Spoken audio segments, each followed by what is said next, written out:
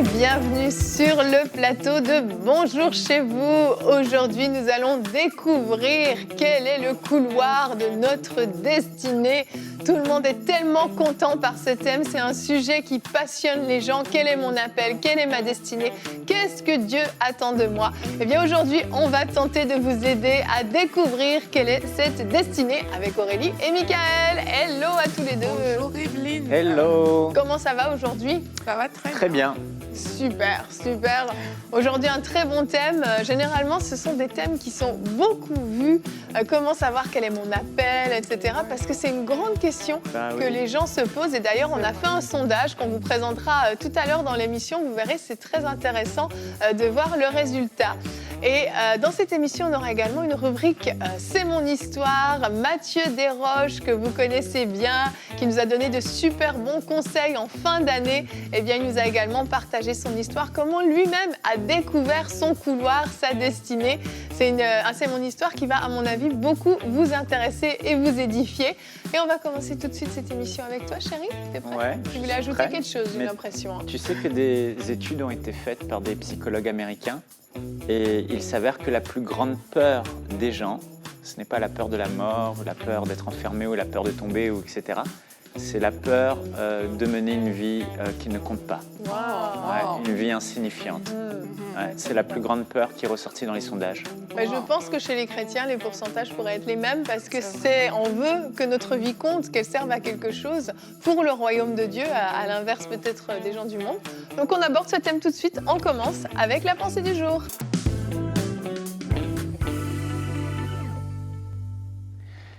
La Bible dit dans le psaume 139 « Quand je n'étais qu'une masse informe, tes yeux me voyaient, et sur ton livre étaient tous inscrits les jours qui m'étaient destinés avant qu'aucun d'eux existât. » Je sais que plusieurs d'entre nous, frères et sœurs, nous avons tellement le désir de découvrir ce qui était inscrit dans ce livre.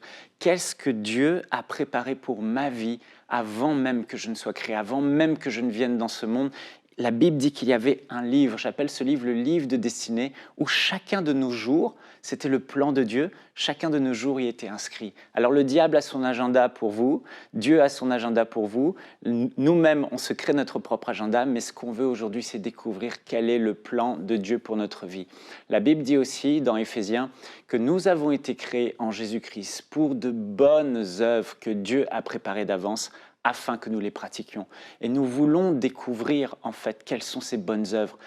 J'aimerais vous dire que la destinée que Dieu a pour vous, si votre cœur est pour Dieu et que vous désirez le servir, le plan de Dieu pour votre vie va toujours être dirigé, non pas pour votre ventre, mais pour les autres, toujours pour les autres. Les bonnes œuvres, ce sont pour les autres. Le plan de Dieu, c'est pour les autres. Donc Dieu veut se servir de vous, de ce qu'il a déposé en vous, des talents, des dons qu'il a mis en vous, et ce qu'il a écrit concerne les autres. Ministry, comme disent les anglophones, is about people. Le ministère, c'est pour les autres. Alors, moi, j'ai cette grâce, et je pense que c'est pareil un peu pour tout le monde, mais moi, ça n'a jamais été compliqué de découvrir ce que Dieu a pour ma vie parce que j'ai appris et j'ai beaucoup écouté mon cœur, en fait. Quand j'ai quelque chose qui est déposé dans mon cœur, la Bible dit qu'il y a de nombreux projets dans le cœur de l'homme et Dieu parle à notre cœur. Et quand quelque chose est déposé sur votre cœur, vous avez envie de faire quelque chose, vous avez le faire et le vouloir qui est là, ben, vous devrez apprendre à écouter ce que dit votre cœur et non pas ce que disent les hommes, ce que peuvent dire les autres, les étiquettes qu'on peut vous dire. On peut vous dire que vous êtes nul dans un domaine alors que c'est exactement ce à quoi vous êtes appelé. On peut vous dire que tu ne réussiras jamais à faire ceci alors que c'est exactement ce que tu as appelé à faire. Et je veux t'encourager aujourd'hui à écouter ce que ton cœur te dit.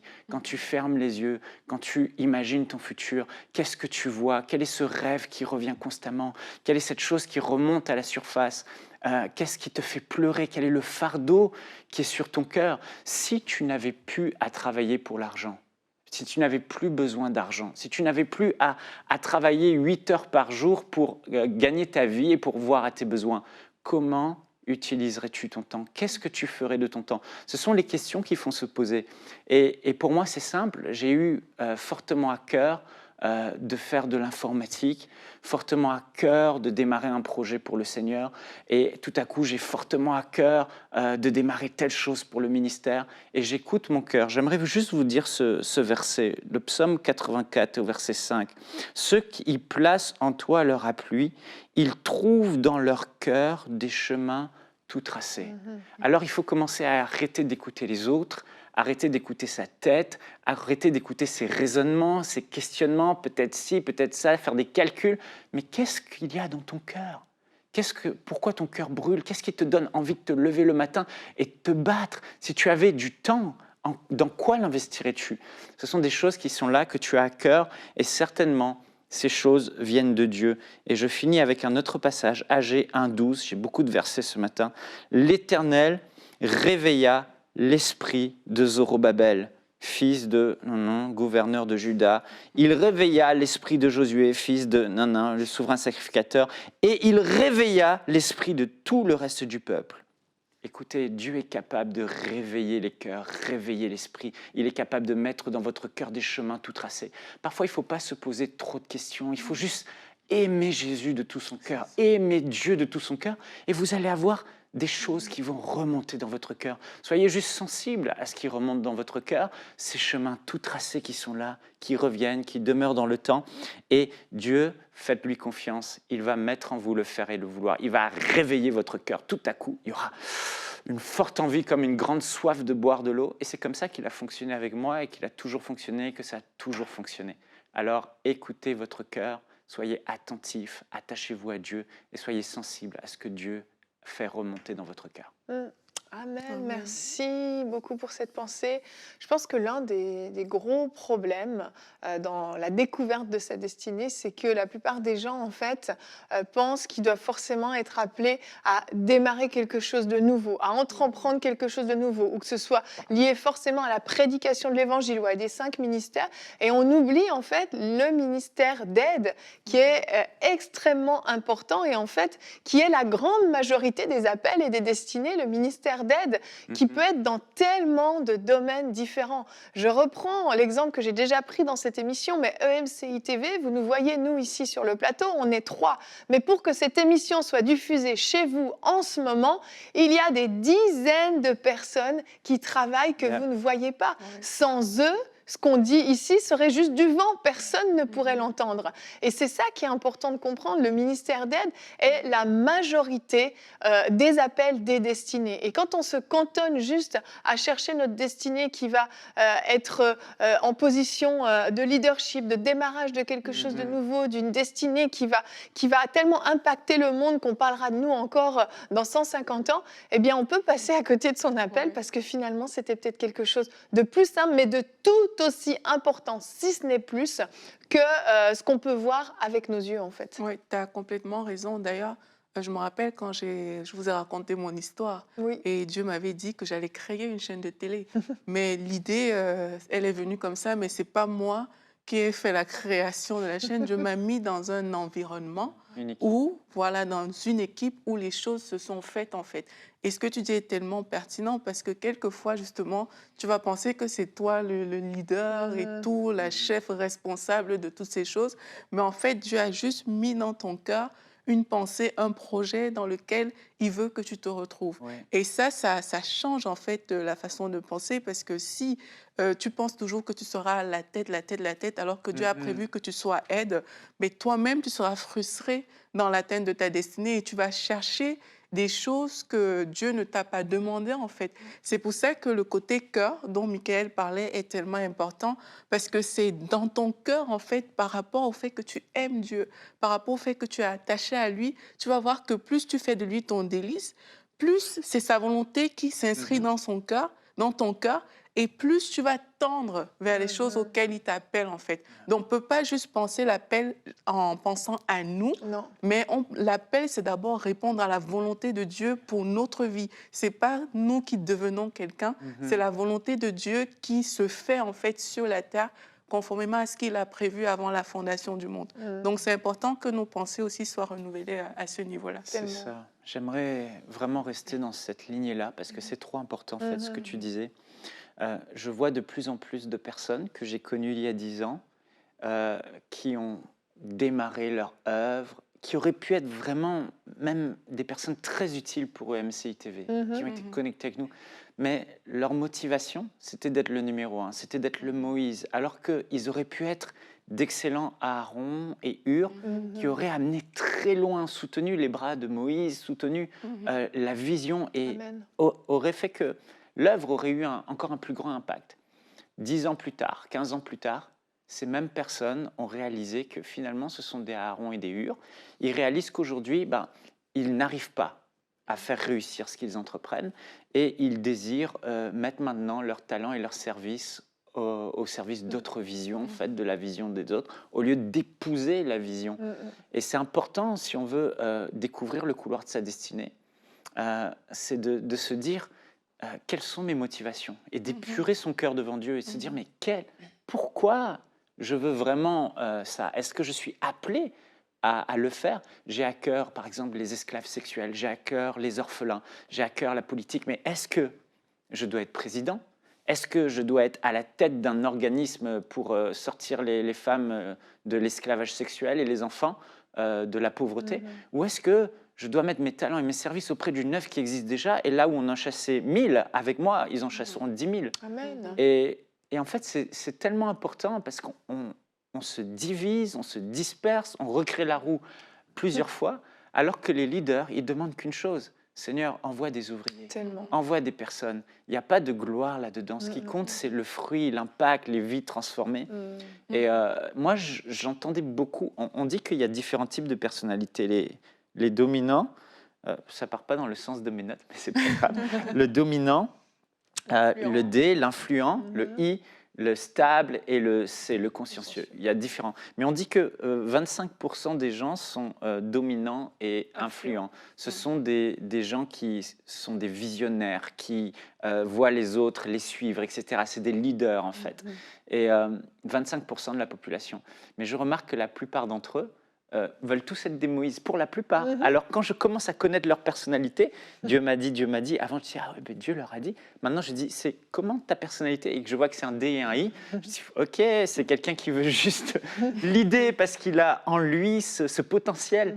Mais vraiment, c'est pas parce qu'on se voit être des leaders d'hommes qu'on doit forcément être à la tête d'une structure. Mais c'est ça, c'est que dans une structure, il y a d'autres leaders. On a besoin de plusieurs leaders dans la même structure. Tu ne peux pas avoir un leader par structure, sinon tu ne vas pas aller loin. Il y a des équipes à gérer, il y a des départements à gérer, etc.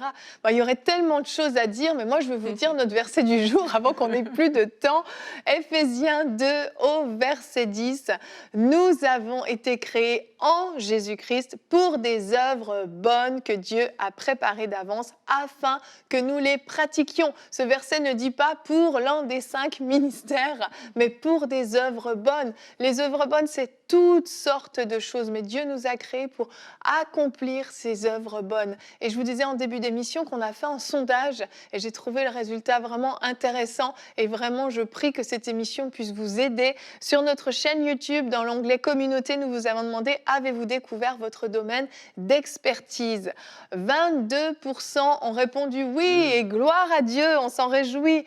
70% non, je cherche encore, et je pense que cette émission vous a aidé. Et 7% je ne crois pas avoir de capacité spécifique. Eh bien, sachez que c'est un mensonge, parce que Dieu vous a appelé à faire de bonnes œuvres. Donc, vous avez forcément des capacités spécifiques dans tellement de domaines différents. Et c'est ça qui est extraordinaire avec le Seigneur, c'est qu'il y en a pour tous. Il n'y a pas de sous-métier dans le royaume de Dieu. Il y en a pour tous, et chacun a un rôle primordial. Chacun a un rôle important, et ce que vous allez faire, ce que vous allez accomplir, sachez que vous êtes peut-être la réponse à la prière de quelqu'un qui, oui, est à la tête d'une œuvre, qui porte une œuvre difficilement, mais qui a besoin d'aide, qui a besoin de renfort, et c'est peut-être vous qui êtes cette personne qui allez venir renforcer cette équipe pour le royaume de Dieu.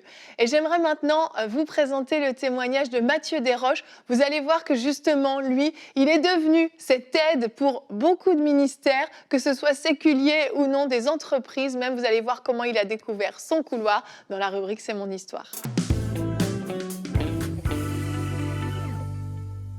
Et on se retrouve pour notre rubrique C'est mon histoire. Aujourd'hui, j'ai le grand plaisir d'avoir avec moi Mathieu Desroches. Il est expert en gestion du temps, organisation, prédicateur, conférencier. Et aujourd'hui, il nous raconte comment il a découvert son appel. Bonjour Mathieu. Bonjour Evelyne, bonjour à tous. Ça va bien? Je vais très bien. Excellent, merci d'être ici. Tu viens nous raconter comment tu as découvert finalement ta vocation, parce que je pense qu'on peut vraiment parler de vocation en ce qui te concerne. Toi, tu as connu le Seigneur, tu avais 21 ans, et puis ça a amené un tournant dans ta vie, mais tu me disais que dès le début, tu savais que tu voulais servir Dieu, que tu avais un rôle à jouer. Oui, vraiment. Écoute, c'est ça. Moi, ça a été en 2012. Vraiment, tu sais, une rencontre avec le Seigneur puissante. Pour moi, ça a été un 180 degrés vraiment dans ma vie et tout ça. Et dans la façon que j'ai rencontré le Seigneur, pour moi, tout de suite sur mon cœur, en fait, dès les premiers jours, les premières semaines, je ressentais une forte conviction qui peut être difficile à expliquer pour des gens qui nous écoutent de l'extérieur, mais c'était vraiment une conviction qu'un jour, je vais servir le Seigneur à temps plein. Et à ce moment-là, c'est certain que je ne comprenais vraiment pas de quoi il s'agissait. J'étais nouveau dans la foi, j'avais aucune base, aucune expérience, donc je partais vraiment de zéro. Donc après, quand on reçoit ce genre d'appel-là, tu peux penser évidemment à pasteur, travailler dans l'église locale. C'est souvent, tu sais, notre champ, c'est ça, notre champ de vision par rapport à l'appel de Dieu est souvent comme limité à servir dans l'église locale. Mais en fait, je n'avais vraiment, mais vraiment pas anticipé de faire ce que je fais aujourd'hui. Donc, de me retrouver aujourd'hui à avoir trouvé mon couloir, ma vocation, ça a été tout un processus. Donc, j'imagine que tu vas me poser tes prochaines questions sur où est-ce qu'on s'en va, là. Mais oui, ça a vraiment, pour moi, ça a débuté au moment de ma conversion en 2012. Puis c'est là que ma vie a pris son envol. Excellent. Et à un moment donné, en fait, tu étais un peu à un carrefour. Tu as fait des études, toi, dans la comptabilité. Tu as fini tes études et là, tu avais un choix à faire. C'est ça? Oui, c'est ça. Écoute, pour remettre un petit peu de contexte, donc quand j'ai rencontré Jésus, moi, tout de suite, je ne comprenais pas comment j'allais servir Dieu, quel était cet appel-là, quelle était cette vocation. Mais j'étais vraiment déterminé à faire en sorte que ma vie compte, à réaliser le potentiel qui était en moi. Il y avait plein de trucs, des projets que j'avais à cœur quand j'étais plus jeune, que je poursuivais ces projets-là. J'ai commencé à m'impliquer dans mon église locale.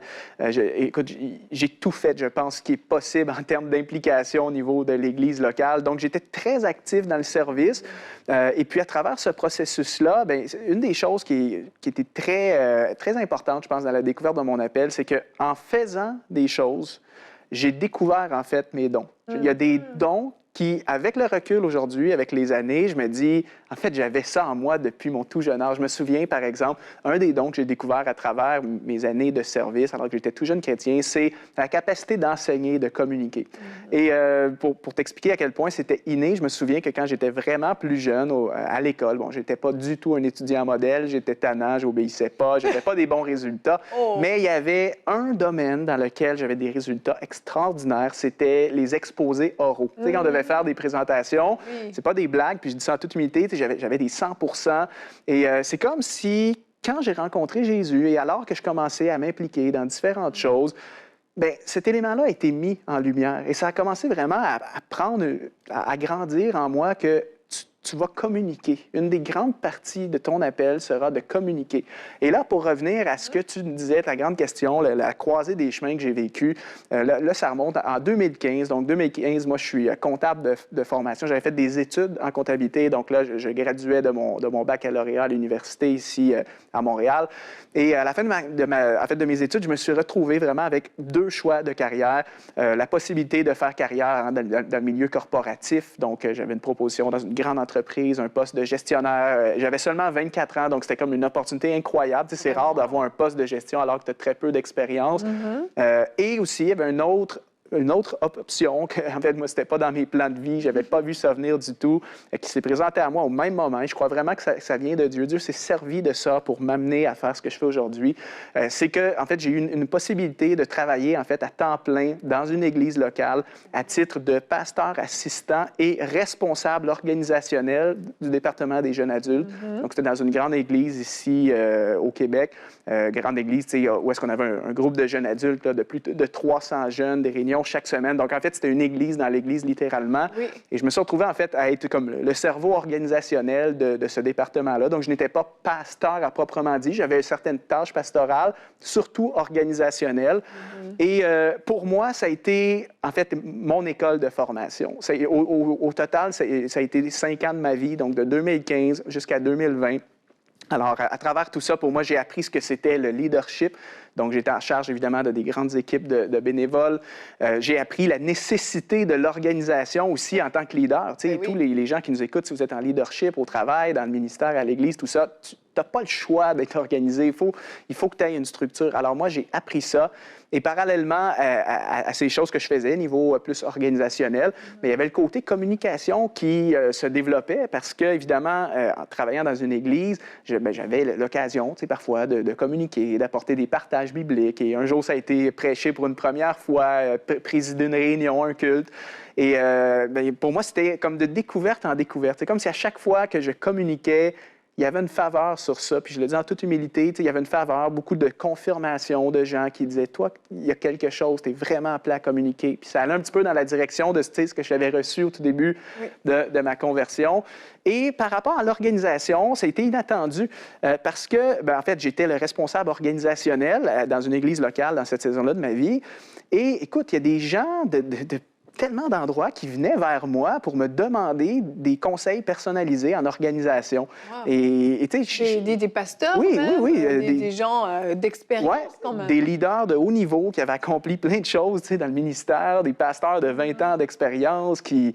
Je ne sais même pas comment c'est possible. Ces gens-là avaient entendu parler que Mathieu Desroches est un gars organisé. Donc, les gens commençaient à venir me demander des rendez-vous. Est-ce que je peux passer 1 heure avec toi? Puis, ça a été, au final, mes premiers clients. Je le faisais gratuitement au tout début. Tu sais, et en fait, j'ai vraiment réalisé... Non seulement je suis passionné pour ça, plus j'enseignais, plus je transmettais des connaissances en termes d'organisation et tout, plus, en fait, ma passion grandissait. Et aussi, j'ai réalisé vraiment l'impact que ça avait. Écoute, c'est pas des blagues. Je recevais des témoignages de gens qui disaient « Mathieu, ces 2 heures-là que j'ai passées avec toi, ça a changé ma vie. Wow. Tu m'as prévenu peut-être d'un épuisement professionnel. J'ai gagné en efficacité. Je suis plus clair sur mes objectifs. » Donc, à un moment donné, moi, j'ai comme eu un point de ma vie que je me suis dit « Écoute, je pense que je touche à quelque chose. Oui. Il n'y a personne qui fait ça dans le milieu chrétien francophone. Il y a un immense besoin. On sait à quel point on a fait plusieurs émissions. Hein, à Bonjour chez vous, on parle d'organisation. C'est tellement un besoin. Alors, c'est comme si moi, j'ai découvert un créneau de ministère, une façon de servir Dieu avec les dons que j'avais. Et les 2 dons qui, pour moi, dans tout ce processus-là que j'ai identifié, c'est vraiment la capacité d'enseigner. Et enseigner quoi? Bien, les pratiques de gestion de soi, d'organisation, tout ça. Donc, pour moi, 1 + 1 fait 2. Hein. Je me suis dit, écoute, je vais prendre ces 2 dons-là et je veux en faire ma vocation.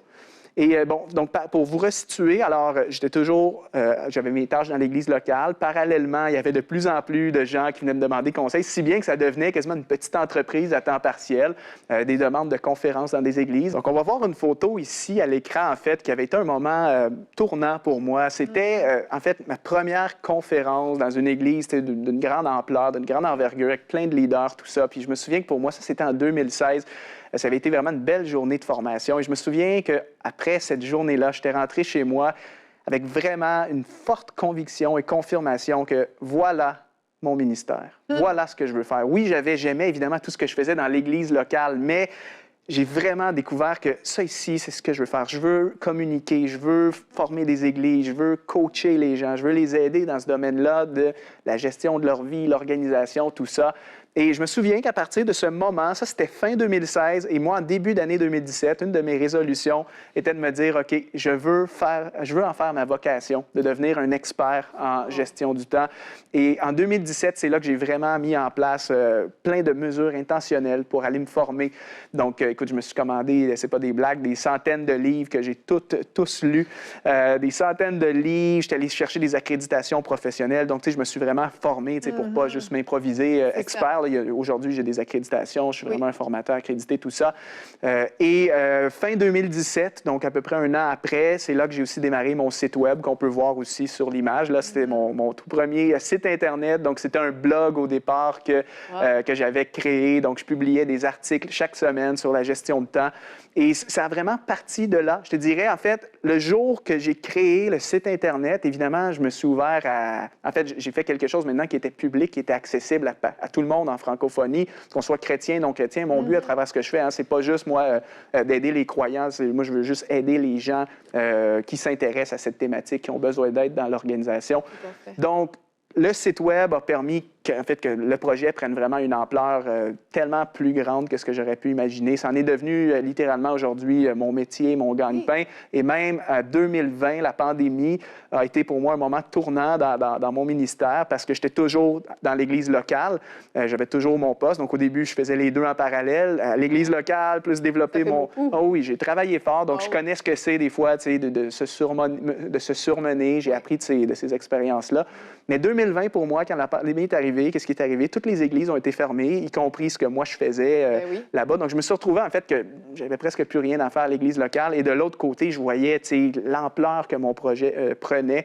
Alors, 2020 a été pour moi le moment où est-ce que je me suis dit, écoute, je vais quitter mes fonctions dans l'Église locale, puis je veux vraiment poursuivre cette vocation-là. Et aujourd'hui, ce que je fais, je le vois comme mon appel, ma vocation. Et je sais que c'est une forme de ministère chrétien parce que autant que j'aide les gens indépendamment de leurs croyances, autant qu'il y a des belles opportunités de pouvoir spécifiquement conseiller les chrétiens aussi dans ce domaine-là. C'est excellent, vraiment. Le site Internet, c'est mathieuderoches.com, c'est ça? Oui, c'est ça. C'est ça pour ceux qui veulent aller voir. Et vraiment, oui, tu es rentré dans ta destinée au complet. Et je pense que vraiment, les moments clés de ton histoire, c'est que tu as pris des décisions pour te former, mais tu as aussi pris le temps de servir dans l'Église locale, de t'impliquer dans beaucoup de domaines. Et c'est ce qui a permis que tu puisses découvrir. De me découvrir, c'est ça. Ça, je pense que c'est un conseil pour les gens qui nous écoutent. C'est, si tu veux découvrir ta vocation, ton appel, il faut que tu explores. Il faut que tu explores, de qu'est-ce que j'aime faire, dans quoi je suis bon, dans quoi je fais vraiment une différence et où sont les opportunités. Moi, je dis toujours, ta vocation, tu la trouves à l'intersection de tes passions, tes talents et les opportunités qui s'offrent à toi. Quand les trois ingrédients sont réunis, par exemple, tu es bon dans quelque chose, tu es passionné à un point que tu voudrais en faire ton métier, ta vie, tu voudrais consacrer ta vie à ça, et qu'il y a des opportunités d'exercer ces talents-là, cette passion-là, pour moi, c'est comme la recette qui fait que, en fait, il y a vraiment un potentiel de te consacrer à ça, puis d'avoir une vie épanouie, d'avoir un impact positif dans la vie des gens que tu sers. C'est excellent. Vraiment, merci beaucoup, Mathieu. Très encourageant et merci pour ce que tu fais pour le royaume de Dieu, parce que oui, ça répond à un vrai besoin. Merci d'être venu raconter ton histoire. Merci. Gloire à Dieu pour ce témoignage. Vraiment, Mathieu Desroches a trouvé sa destinée. Vous avez vu, eh bien simplement, il a su être à l'écoute de ce qui brûlait dans son cœur, de ce qui passionnait son cœur. Et il a osé entreprendre, il a osé essayer quelque chose de nouveau, quelque chose de différent pour venir en aide à tous ceux qui avaient un besoin, parce qu'il a vu un besoin, il a vu qu'il pouvait répondre à ce besoin et il a agi, il a fonctionné sur cette conviction qu'il avait. Puis on rend vraiment grâce à Dieu pour son ministère, pour son appel. Et c'est vraiment un plaisir d'avoir pu partager cette émission. Je pense qu'on avait encore tous beaucoup de choses à dire sur ce sujet. On en reparlera parce qu'il y a beaucoup à dire. Mais vraiment, nous prions que dans cette émission, le Seigneur ait pu venir déposer une conviction dans votre cœur.